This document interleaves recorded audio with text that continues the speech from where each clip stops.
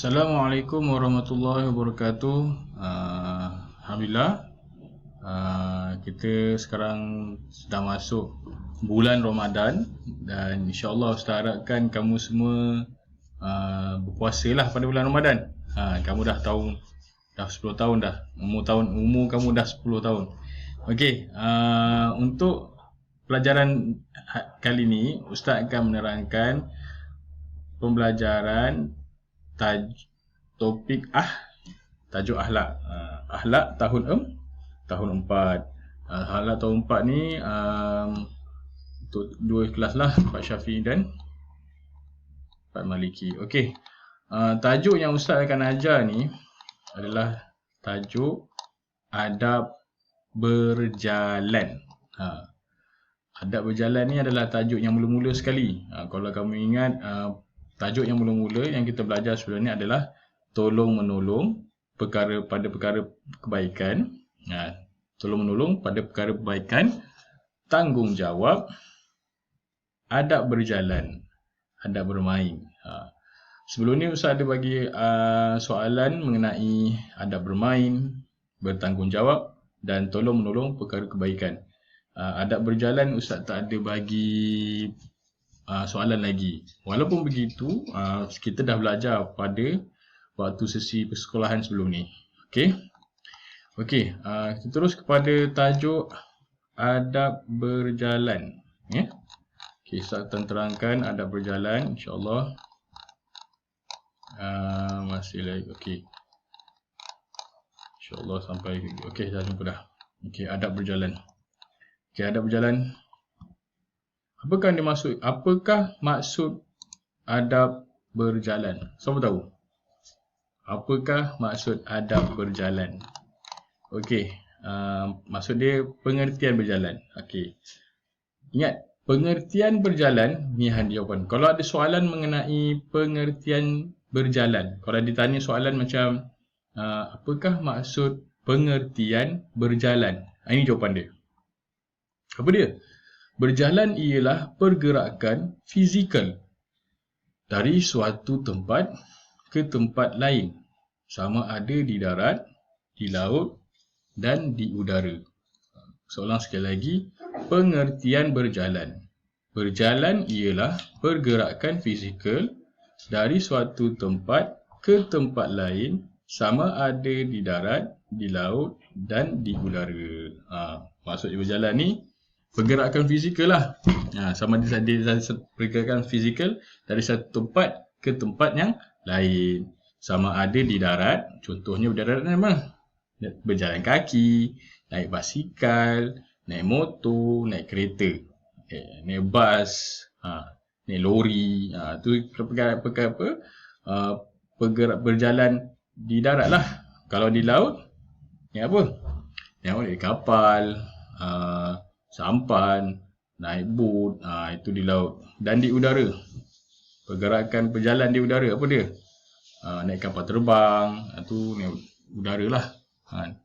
Okey, itu pengertian. Kalau soalan ditanya apakah pengertian berjalan, ni maksud dia. Berjalan ialah pergerakan fizikal dari satu tempat ke tempat lain, sama ada di darat, di laut dan di udara. Itu jawapan dia. Okey, seterusnya, adab ketika berjalan. Adab ketika berjalan dalam buku teks akhlak ada sebanyak 10 adab. 10 adab ketika berjalan. Okey, saya terangkan satu. Pertama, meminta izin daripada ibu bapa apabila hendak keluar. Bila kita nak keluar rumah, kita kena minta izin kepada ibu bapa. Tapi sekarang ni tak bolehlah keluar rumah. Sekarang ni perintah kawalan pergerakan. Jadi kamu tak boleh keluar rumah. Cuma ketua keluarga saja yang boleh keluar rumah. Siapa ketua keluarga boleh keluar rumah? Ayah kamu. Itu je yang boleh keluar rumah. Jangan kamu pula keluar rumah, nanti kena tangkap polis. Okey, masa ni. Yang kedua, menutup aurat. Bila kita keluar, kita kena tutup aurat. Ketiga, memakai kasut. Kena keluar pakai kasut, pakai selipar. Keempat, niat dan berjalan dengan tujuan baik. tujuan kita keluar adalah perkara baik. Ini sekarang tak boleh lah. Sekarang waktu perintah PKP. Okey. Kelima, berdoa kepada Allah, adab berjalan. Keenam, adab berjalan dia apa? Memulakan dengan langkah kanan. Bukan memulakan dengan langkah kiri, langkah atas, langkah tengah, tak. Memulakan langkah kanan. Ketujuh, berhati-hati semasa berjalan dan mengikut peraturan. Kelapan, menjaga pandangan daripada melihat perkara maksiat.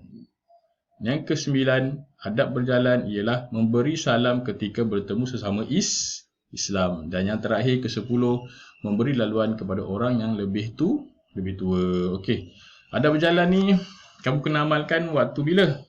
Sekarang boleh tak amalkan waktu PKP? Tak boleh. Sekarang ni kita kena duduk rumah. Cuma bila selesai PKP ni, insya-Allah kita boleh keluar. Okey. Ini ada adab dia. Ada 10. Nanti kalau soalan yang dibagi, dia minta 3 ke, minta 2 ke, minta 5 ke, bagilah. Yang ni pilih je yang mana-mana satu. Pilih je. Bagi je 5. Kalau dia minta 5, bagilah 5. Kalau minta 3, bagilah 3 yang kat sini. Sekarang ada 10. Bagi yang mana pendek, yang mudah ingat. Okey, seterusnya. Membaca doa ketika memulakan perjalanan. Okey, apakah doa memulakan perjalanan? Sama doa dengan, untuk pengetahuan kamu, doa memulakan perjalanan sama dengan doa naik kenderaan. Kalau kamu ingat waktu kita nak perhimpunan balik tu, Ustaz akan tanya Ustazah akan bagi okey, baca doa naik kenderaan.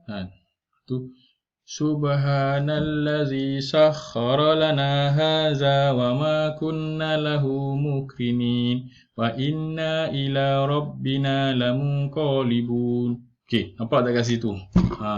Itu adalah doa memulakan perjalanan, sama dengan doa naik kenderaan. Okey, seorang sekali lagi. Subhanallazi sakhkhara lana hadza wa ma kunna lahu mukrinin wa inna ila rabbina lamunqalibun. Nanti kalau soalan yang Ustaz bagi latihan tu ke, kalau ada doa ni, isikan tempat kosong. Okey. Seterusnya.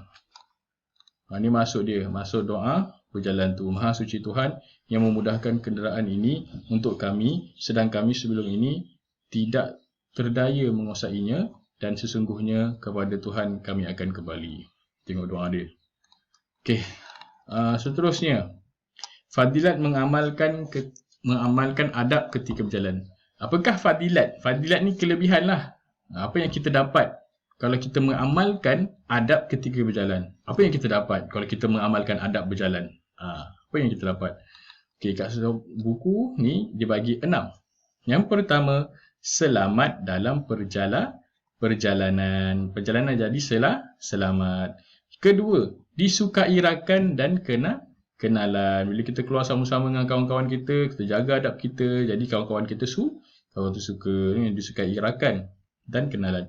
Ketiga, dihormati oleh orang lain. Bila kita naik bas, kita ada kita naik kereta api ke, ada orang tua tengah berdiri ke, kita bagilah tempat duduk. Orang tua tu akan suka kat kita, dia akan hormat kat kita. Itu maksud dia hormati oleh orang lain. Keempat, dilindungi Allah Subhanahu Wa Taala dari bahaya, ataupun dilindungi Allah dari bahaya. Maksudnya bila kita mengamalkan adab ketika berjalan, kita berdoa sebelum kita nak pergi berjalan, kita mulakan dengan langkah kanan, kita jaga adab kita, maka Allah akan lindungi kita dari bahaya. Yang keenam, maruah diri terjaga.